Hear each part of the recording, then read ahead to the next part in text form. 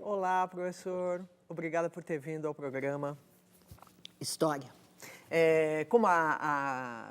Como a gente anunciou, um dos assuntos da nossa conversa vão ser as viagens portuguesas. Mas antes eu queria falar de uma coisa que eu estou entendendo que é seu maior interesse, que é a história da cartografia, ou os mapas. Que importância os mapas têm para um historiador, professor?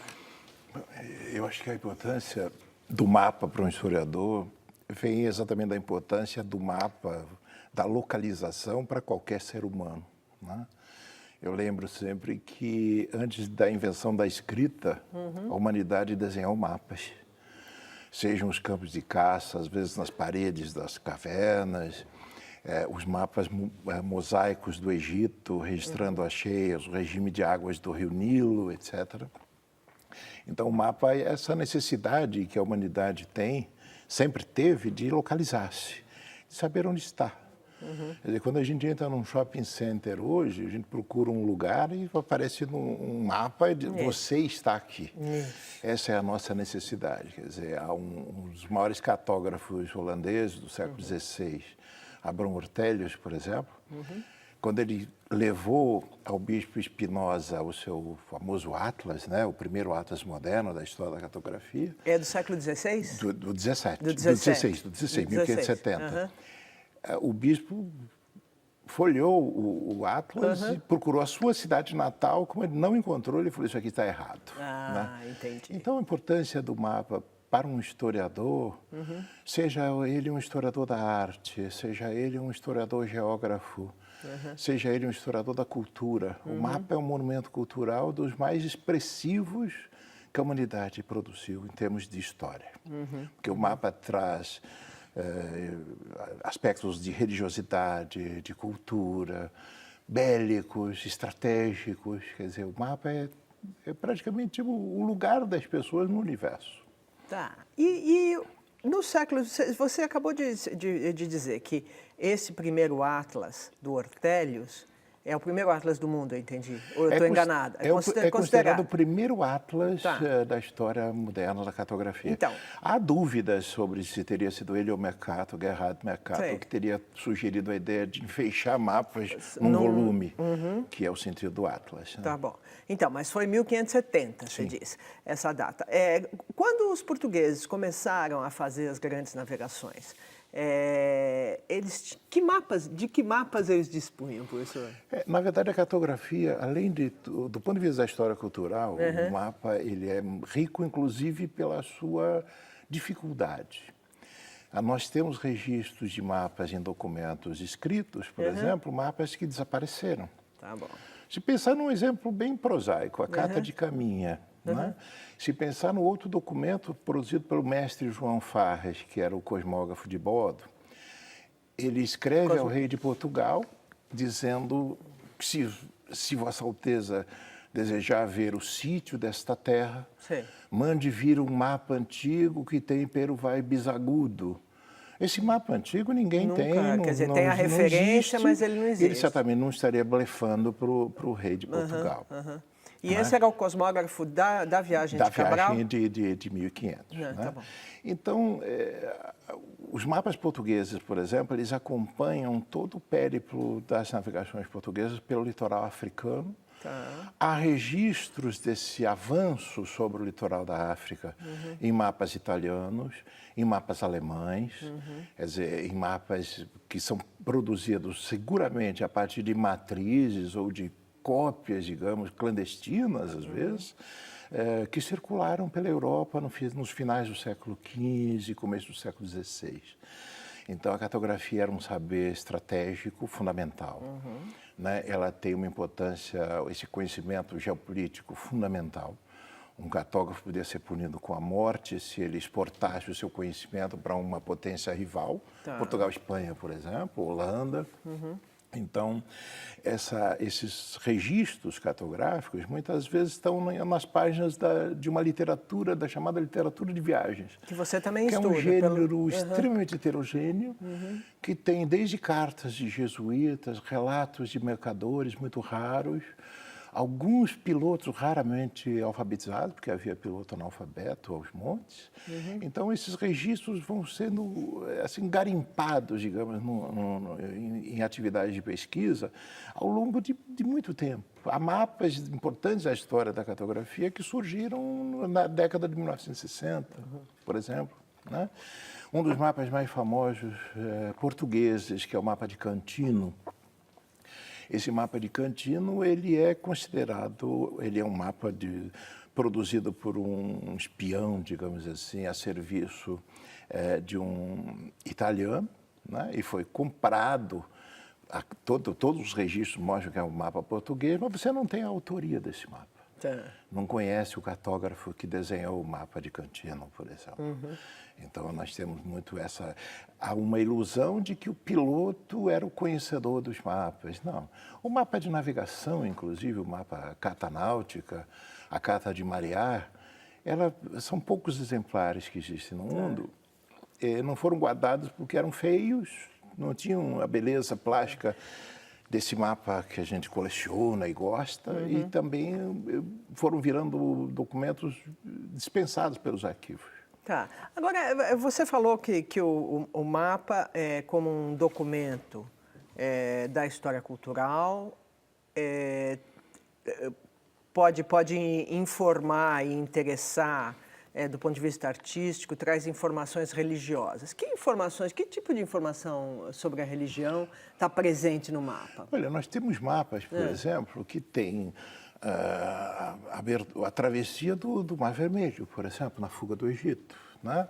Então, você tem o Mar Vermelho pintado de vermelho, você tem um trajeto que é por ali que o mar teria sido aberto para a travessia, etc. Bom.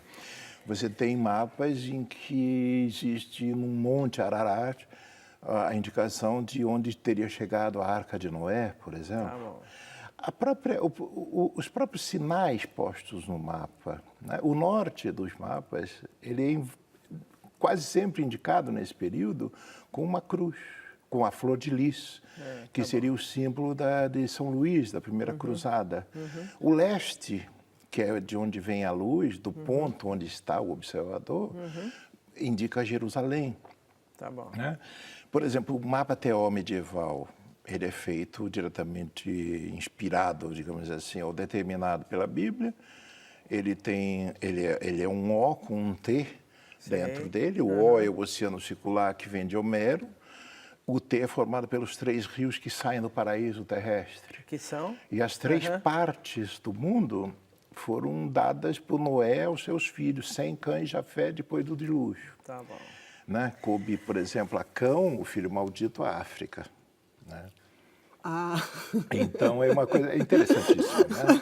Então, a gente encontra coisas... O reino do Preste João, por exemplo, desenhado nos mapas, que era um rei católico, cristão, em pleno mundo muçulmano, quer dizer, a guerra antiquíssima com os muçulmanos, ela está registrada também nos mapas. Quer dizer que o mapa tem uma natureza, um caráter de representação não do que existe, vamos dizer assim. Sim, um mapa conforme, né, do pensamento, por exemplo. Se bem que nenhum mapa deve ser um mapa do que existe. Como é que é esse estatuto do mapa, Na verdade, Paulo? eu acho que o mapa tem várias espessuras, digamos assim, como toda obra de arte, né? Então, mas primariamente você considera o mapa uma obra de arte? Os mapas do século XVI? Para ser um bom cartógrafo, era preciso ser um bom desenhista. Tá bom. Os mapas de Blau, por exemplo, da sua oficina, né, que pegou fogo com as matrizes todas e tal, o Blau era um grande artesão. Então, você tem a pessoa que desenha o mapa, o desenhador, o artista. Você tem o gravador, que é aquele que vai gravar a estampa para impressão depois. Tem o impressor, que pode ser o vendedor do mapa, as grandes casas impressoras holandesas, por exemplo. Né? Então, o mapa tem essa característica, na verdade, para um mapa, por exemplo, de Vincenzo Coronelli, que era o cartógrafo, um dos mais importantes da Itália.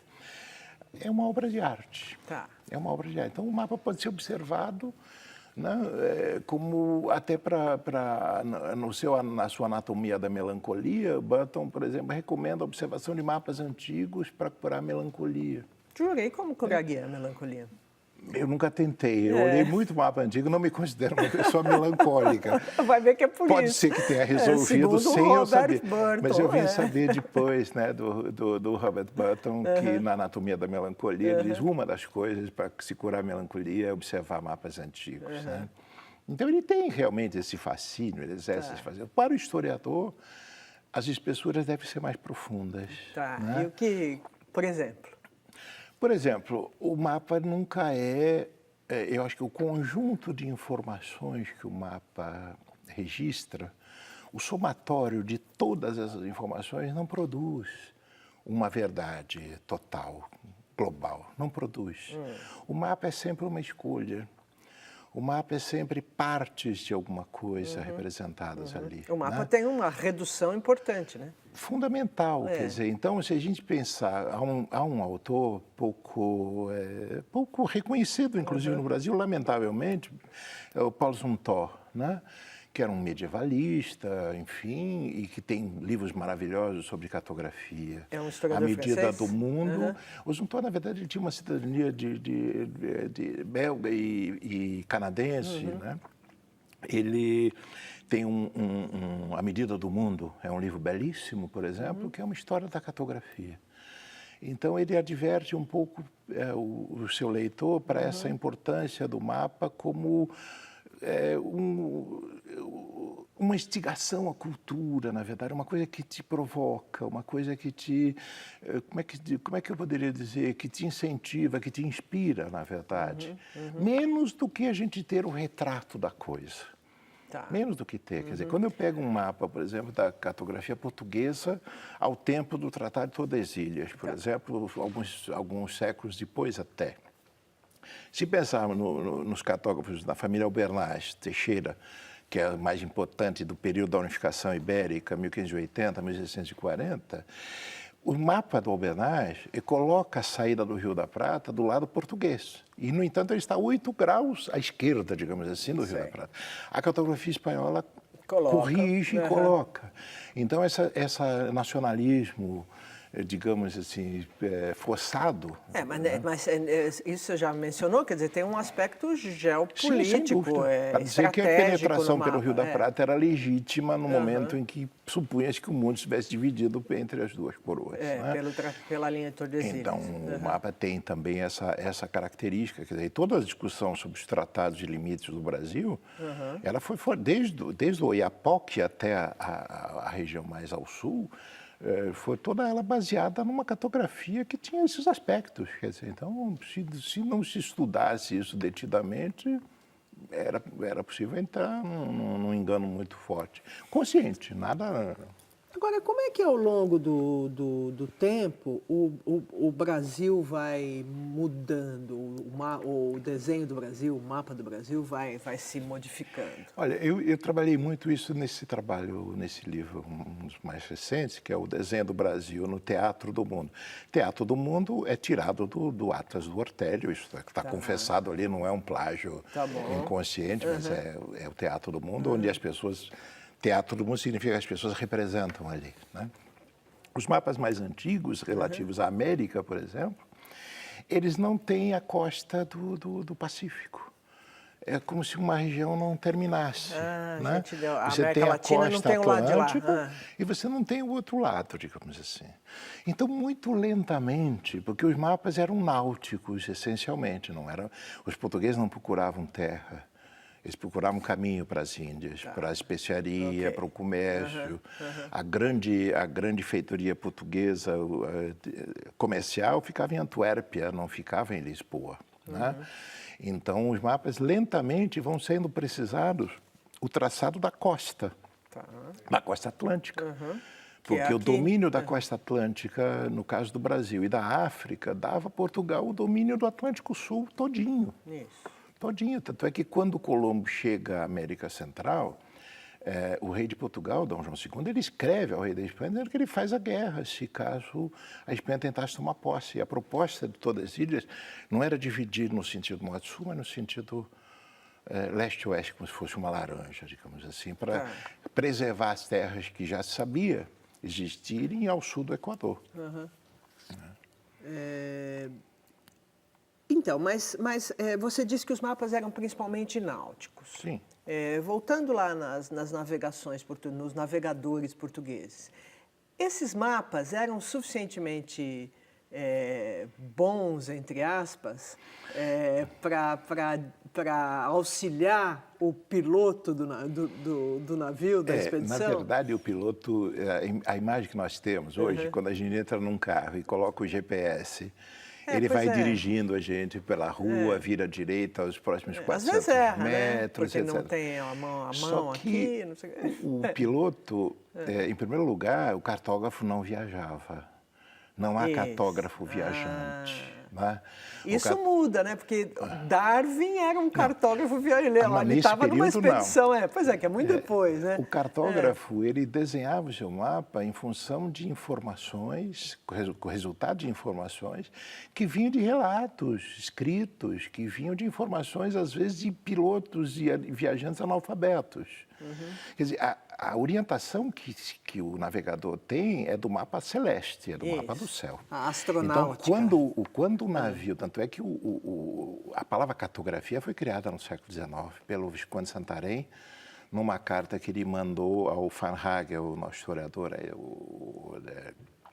brasileiro, enfim, ele descreveu essa palavra, falava-se cosmografia, ciência do cosmos. Você disse que o cosmógrafo, que havia cosmógrafos nos navios. Pois é. Então, a orientação é pelo mapa do céu, porque, por exemplo, quando se cruza o Equador na direção do sul, a estrela polar começa a sumir do céu. Então, a referência passou a ser o Cruzeiro do Sul, que está desenhado num documento de 1500, tem o Cruzeiro do Sul, que é digamos, o relógio do hemisfério sul. Então, houve necessidade de aprender, no caso do mar Mediterrâneo, que é um mar interior, navegava-se por rumo e estima, um reticulado sobre o Mediterrâneo, calculava-se com auxílio de instrumentos, bússola, por exemplo, agulha de marear, mas no caso de uma navegação atlântica, existe um problema sério, por exemplo, que é a declinação magnética. Porque a agulha da bússola ela aponta o norte magnético, não o norte geográfico. Então, conforme o lugar, o ponto, forma-se um ângulo, então o navio não está exatamente naquele lugar. Então, navegava-se muito a orientação era por astrolábio, que é um grande instrumento aperfeiçoado pelos portugueses. Mas não que ele olhasse no mapa, aquele mapa para ele, essa cartografia que a gente conhece das grandes coleções, enfim, dos grandes acervos, a Helen Wallace, que foi diretora do Museu Britânico, chamava isso de cartografia dos príncipes, que registrava para os nobres, para os grandes mercadores, os seus domínios, aquela coisa toda, mas ele não serve ao navegador. O que serve ao navegador, então, é a observação do céu. É a observação do céu e uma carta de marear, onde se faz cálculos, etc., com compasso, enfim. A carta de marear tem a ver com o mar, é isso? É um pergaminho, assim, sem nenhuma decoração, digamos assim. Eu vi isso em Portugal, muito servindo, antigas cartas de marear, servindo como pasta suspensa de arquivo. Sabe aquela pasta antiga? Dobrada, né? Diferentemente de um mapa como o do Juan de la Cosa, por exemplo, que está no Museu Naval de Madrid, é um pergaminho belíssimo, é um monumento nacional, na verdade, onde está o primeiro registro do que seria o Brasil. É um mapa datado mais ou menos em agosto de 1500, meses depois da chegada da esquadra do Gouveia, que nem era Cabral na época, né? E aí esse mapa traz a África muito bem desenhada do ponto de vista da geografia, conforme a Península Ibérica, o Mar Mediterrâneo, etc. E um aportezinho do lado de uma linha vertical, que era o Tratado de Tordesilhas, onde era o Brasil. Tá. E, então, e aí, como é que a representação do Brasil vai mudando? Então, os mapas vão... existe uma coisa muito interessante. Eu me lembro de começar muito com o almirante Marques Guedes, que é um registro que eu sempre gosto de fazer. Foi um grande incentivador desses estudos desde muitos anos atrás, né?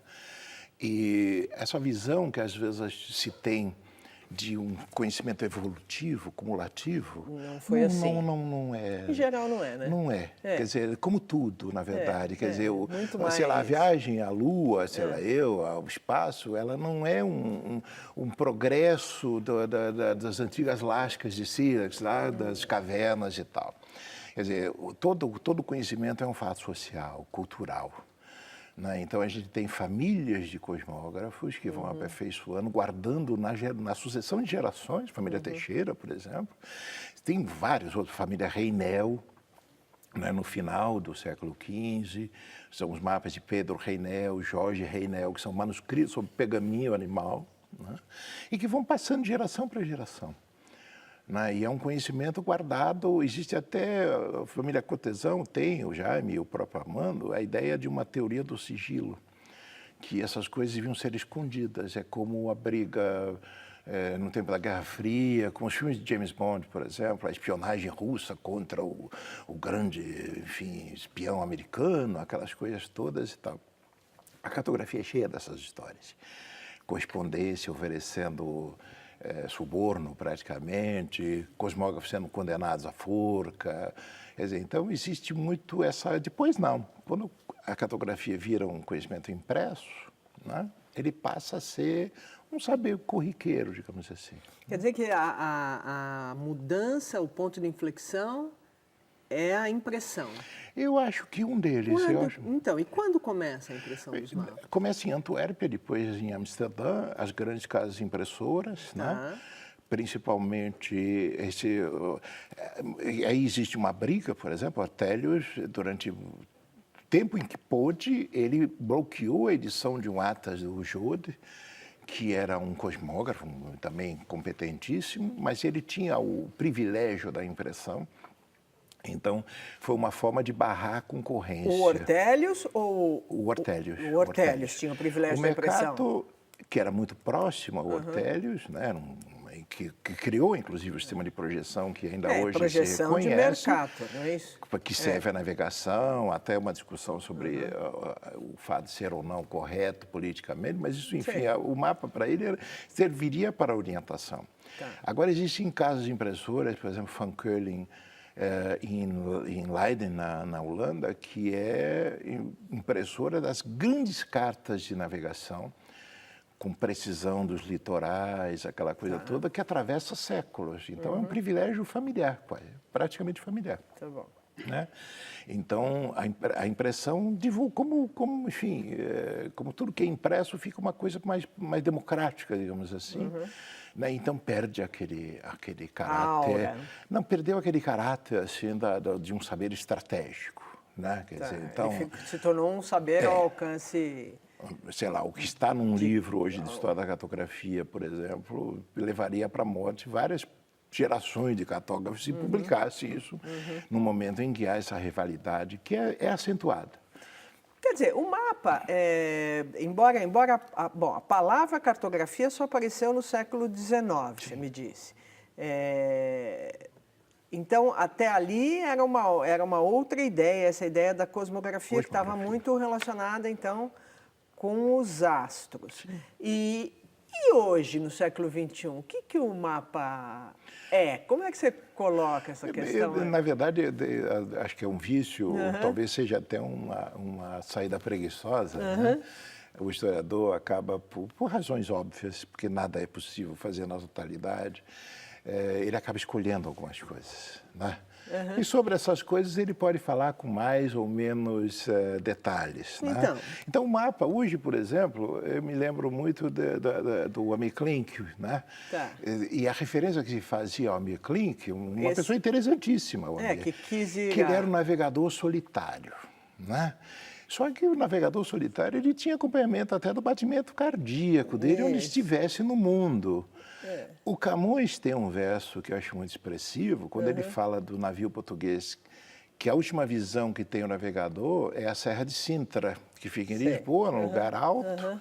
Ele fala de, pô, não se vê mais que mar e céu. A partir daí, o navegador está entregue à competência ou incompetência do piloto, ao inimigo. Navios desmanchavam em alto mar pela sua fabricação precária, incendiavam, eram fundados por imperfeição de navegação, se chocavam, etc, etc. Falava-se muito, e o mar comeu, a expressão era comer o barco, né? Então, nesse momento, o que existe realmente é mar e céu, e o sujeito tem de se virar, e as cartas são imperfeitas.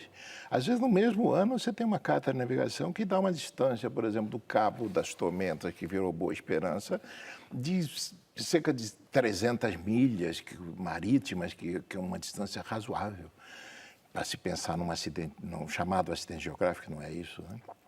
Então, hoje não. Hoje você entra num... Eu falei do GPS, né? Você entra num carro, você coloca o nome de uma rua qualquer, num bairro X, numa cidade qualquer, ele te leva lá, ele te mostra na escala 1 por 1. Sei lá, hoje um equipamento posto num satélite pode estar vendo a gente aqui.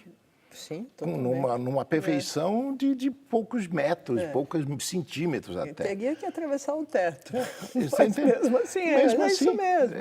Então, você tem hoje uma precisão, nesse sentido da localização, que hoje, pensando na dimensão do espaço, porque o espaço cresceu, na verdade. Ficou muito mais complexo, quando você tem uma crença no ecúmeno como cercado por um mar externo, dividido em 3 partes. Aí isso não serve para navegação, mas o mapa nosso, o GPS, para um homem medieval, por exemplo, não serviria para nada. Ele ia dizer, isso não é um mapa do mundo, o mapa do mundo... Quer dizer, porque o mapa, de uma certa maneira, é uma concepção do mundo, né? Não é isso? Sem dúvida nenhuma. Então, esse mapa dividido por 3 rios, ele é o mundo que existia para aqueles homens. Sim. Né? É o mundo da Bíblia, por exemplo. A casa de Deus é trina, não é? A casa dos homens, por exemplo, na Idade Média, eram os que rezavam, os que lutavam e os que trabalhavam. Também as 3 ordens, do imaginário feudal e tal. Então, isso, de alguma maneira, corresponde a tudo que se conhecia, em termos de cultura. Um mapa, por exemplo, indiano era diferente. Há um viajante, por exemplo, chinês, que vem à Europa no século XVIII, e ele diz assim, esse povo tem uma concepção errada do mundo, eles acham que o mundo é redondo. Eles não sabem que o mundo é uma carruagem. Tudo bem, para um europeu... Se o mundo era uma carruagem, isso também deve ter uma repercussão nos mapas, né? Claro, ele tem de... Esse é o que ele acredita. E quanto menos aparato intelectual tem uma população, mais ela se sente o centro do mundo. Uma minúscula aldeia, sei lá eu, localizada num espaço perdido no meio de uma floresta como a amazônica, eles podem se considerar. Os Carajá, por exemplo, no Araguaia, eles se consideram filhos do rio Araguaia, descendentes, não filhos. Então, para eles não adianta. Quer dizer, quando se tentou fazer a navegação do Araguaia, eles declararam guerra aos navegadores. Quer dizer, então, alguém pode dizer, não, mas o índio não nasceu do rio Araguaia, mas na crença dos Carajá, isso está certo. Né? Na nossa, cada um tem a sua. Né?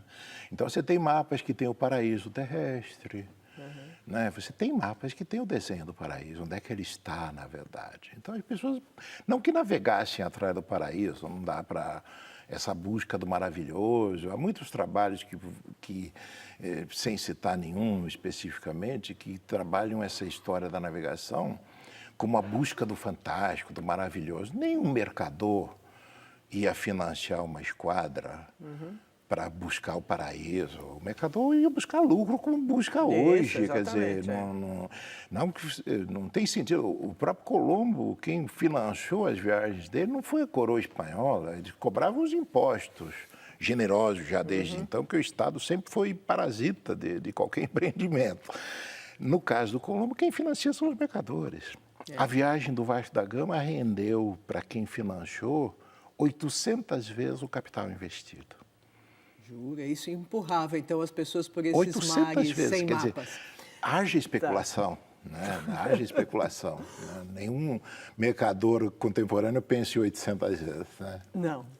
Paulo, muito obrigado pela entrevista Obrigado a e por você, introduzir Mônica. a gente sobre os mapas. O nome do seu livro é O Desenho do Brasil no Teatro do Mundo e a editora da Unicamp. Da Unicamp, Não é isso? tá. Muito obrigado. Obrigado a você. Bom dia.